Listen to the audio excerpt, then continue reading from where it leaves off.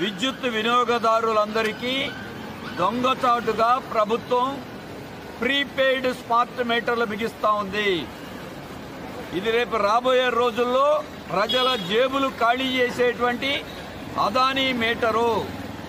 ఎన్నికలకి ముందు తెలుగుదేశం, బీజేపీ, జనసేన ప్రభుత్వం మేము అధికారంలోకి వస్తే మీటర్లు ఒప్పందాన్ని రద్దు చేస్తాం, ప్రజల మీద కరెంటు ఛార్జీలు పెంచం, తగ్గిస్తామని మాట ఇచ్చారు. కానీ ఇవాళ మీటర్లు ఆపుతామని మాట చెప్పి మీటర్లు ఎందుకు బిగిస్తా ఉన్నారు?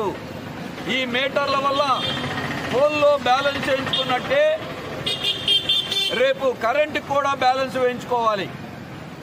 ముందే బ్యాలెన్స్ వేయించుకుంటే కరెంట్ వస్తుంది, మళ్ళీ బ్యాలెన్స్ అయిపోతే కరెంట్ ఆగిపోతుంది. అసలు ఈ ప్రమాదకర విధానాన్ని